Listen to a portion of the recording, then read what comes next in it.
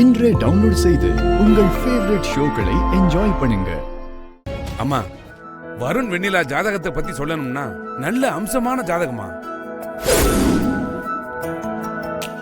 பேர் பொருத்தம் ஆள் பொருத்தம் மட்டும் இல்லம்மா, ஜாதக பொருத்தமும் 10ல் 9 பொருத்தமும் பக்கவா இருக்குமா.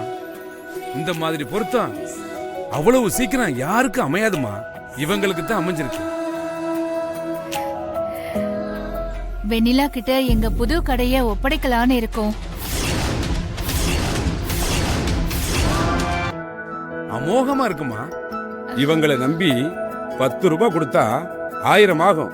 1000 கொடுத்தீங்கன்னா அது கோடி ஆகும். அப்பேற்பட்ட ராசியான ஜாதகமா இவங்க ஜாதகம். ரொம்ப சந்தோஷம் ஜோசியரே. அப்புறம் இது என் பெரிய பையன் கௌதம், அவனோட மனைவி வான்மதியோட ஜாதகம். இதையும் கொஞ்சம் பார்த்து சொல்லுங்க.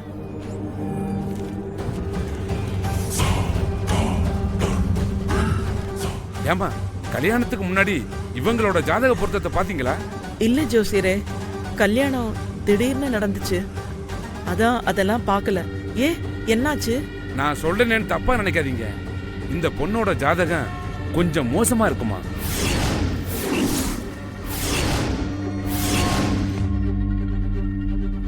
என்ன ஜோசியரே சொல்றீங்க?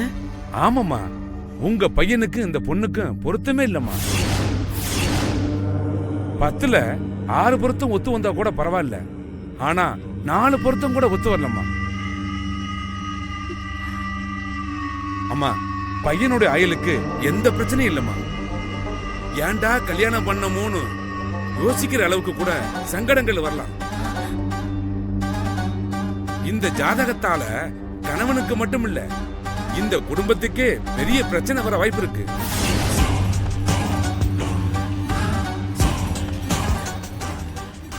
இதுக்கு ஏதாவது பரிகாரம் இருக்கா ஜோசியரே? இருக்குமா, சர்வ கிரக பாரச்சுமை விரதம் இருக்குமா.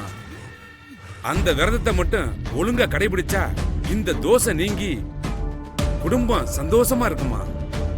அதுக்கு என்ன ஜோசியரே பண்ணணும்? இந்த தோஷம் உள்ளவங்க விடிய காலம் 4 மணிக்கெல்லாம் எழுந்து குளிச்சிட்டு பசுமாட்டு தீர்த்தம் குடிச்சு விரதம் இருக்கணுமா.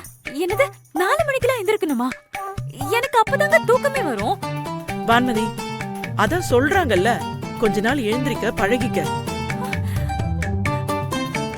அது மட்டும் இல்லம்மா, இந்த விரதம் இருக்கும் போது வீட்டுல இருக்க எல்லா வேலையுமே நீங்களே செய்யணுமா. அதுவும் சின்ன மருமகளோட மேற்பார்வையிலே செய்யணும். கடைசியா வீட்டுல இருக்க பெரியவங்க கால விழுந்து பாத பூஜை பண்ணி விரதத்தை முடிக்கணும். இந்த ஆளு நம்ம ஒண்ணு சொன்னா இங்க வேற ஒண்ணு சொல்லிட்டு இருக்காரு.